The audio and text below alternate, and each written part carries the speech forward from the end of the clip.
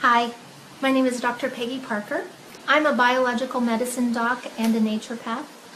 And a few years ago, I made a discovery that promises to be a medical game changer. I discovered that ionized water has some unique antioxidant properties that are absolutely foundational for regaining or maintaining health. And in order to prove that theory into scientific certainty, I need to do a clinical trial study.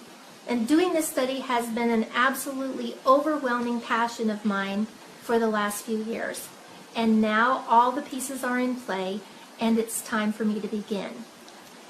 The first time I heard about ionized water was actually during my biological medicine training. And I tried this water ionizer that was recommended, and I didn't really like it. Then I got really sick. Actually, my gallbladder became gangrenous before doctors figured out what was wrong with me. And so when they tried to remove it, they left a lot of gangrene in my body, and so I was really literally rotting from the inside out. I was really sick, couldn't seem to get much better. I tried everything that my naturopathic and biological medicine taught me that had worked to help my patients, but it wasn't really doing much for me. And a friend of mine told me about ionized water, and because I had a negative experience with it in the past, I just ignored her. And she kept talking to me about it, and I kept being sick. So one day I found out that there was a man coming from Japan to do a lecture. So I decided to go to the lecture, and during this 3-hour lecture, it took a long time because we had to do translation. During the 3-hour lecture, I drank 4 16-ounce glasses of this ionized water, and every symptom that I had disappeared, and it stayed gone for 2 full days. So I knew there was something important, I just couldn't figure out what it was. So I went home and I started thinking about it, and then I was like, oh, I think I might understand what's happening. So I went and bought an ionizer, arranged for 10 of my patients or friends who were all 60 years old or more to be part of an informal study. And they agreed to drink a certain amount of water every day and come back in after 1 week and 2 weeks and after a month to be tested. And so what I was doing is testing their blood, their urine, and their saliva, and hooking them up to some machines and kind of looking at things. Their test results were tremendously better. So it wasn't based on symptoms. What I was looking at was how minerals were being introduced into their cells, how the pH, how the cells would change pH, and how the rates of oxidation were changing. And oxidation happens when free radicals bombard your cells. And you have about 100 trillion cells in your body, and every day each one of those cells are assaulted with 10,000 by 10,000 free radicals. That damage is called oxidation. Free radicals are really just atoms or molecules that have lost an electron.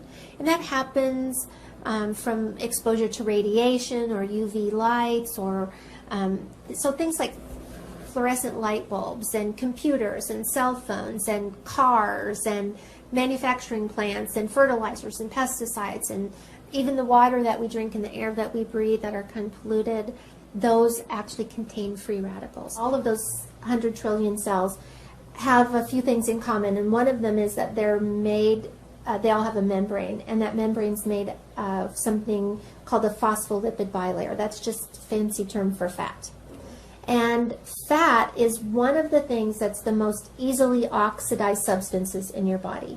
And we can see examples of that in your own kitchen. If you've ever fried anything and then later you try to clean that vent fan in your kitchen and that fat is thick and sticky, that's oxidized fat. Because our cell membranes are made primarily out of fat, as these free radicals enter our bodies, they start stealing electrons from the fat, causing a huge problem. That fat then changes its character. Instead of being a semi-permeable membrane that allows oxygen and water to flow freely in and lets carbon dioxide and a few other waste products out, instead of doing that, it starts to repel water, so the cell becomes dehydrated. It starts to repel oxygen, so now the cell doesn't have enough oxygen to produce energy. And inside the cell, carbon dioxide is trapped and other waste products are trapped, so it effectively makes a very unhealthy cell. Well, those unhealthy cells will divide and multiply in your body just like all cells will. So healthy cells, unhealthy cells, they all do the same thing. They divide and make two new daughter cells that are identical to the parent cell. When that happens, we start to see tissues change. We start to see organs change. We start to see glandular systems change.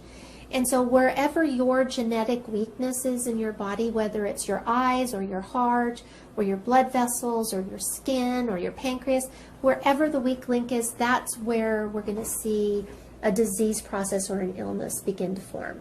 And unless you've been living under a rock for the last few years, then you know about antioxidants. You know that vitamins A, C, and E are antioxidants, and you know that all the brightly colored fruits and vegetables, even chocolate and coffee, contain antioxidants.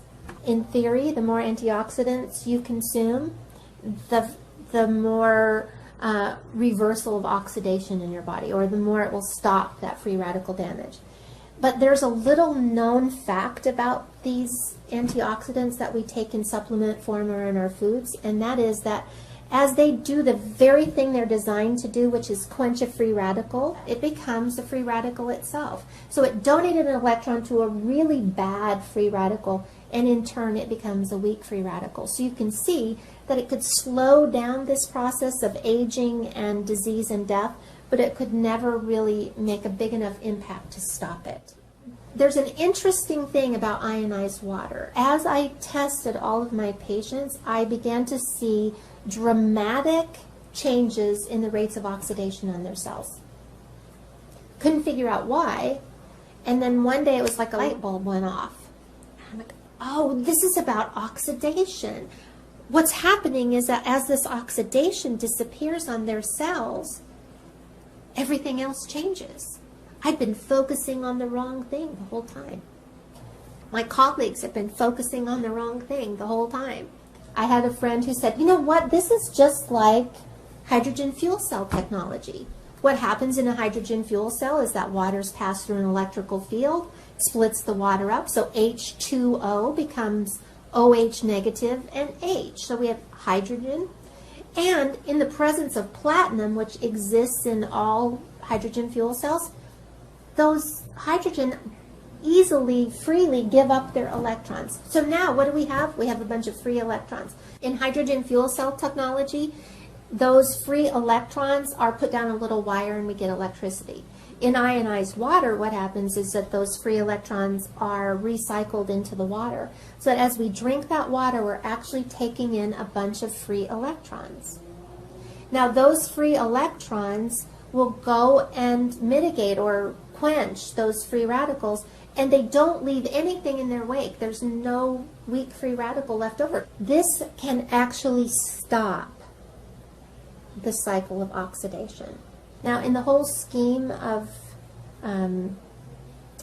clinical trial studies, the end result is always that there's a product, an end product that's made, like a drug, that can be sold for billions of dollars, so it offsets the cost of the clinical trial studies. In this particular case, I don't sell anything.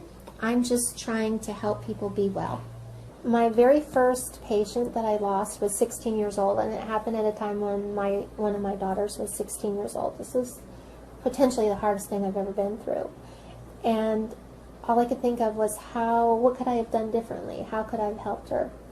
And then a few years later, I found this technology, and I realized that it was the answer to that question of what could I have done differently and how could I have helped her more.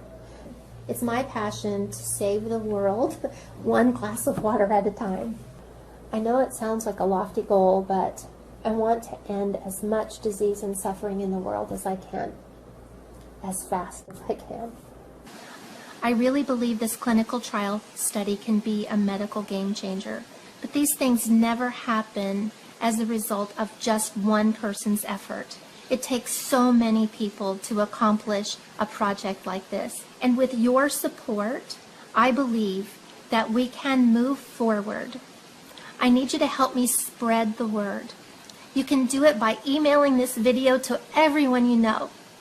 Put it on your Facebook page. Pin it to your Pinterest board. Tweet about it and ask all of your friends to do the same. because I believe that together we can pioneer a change in the health of people all around the world, one glass of water at a time. Thanks so much.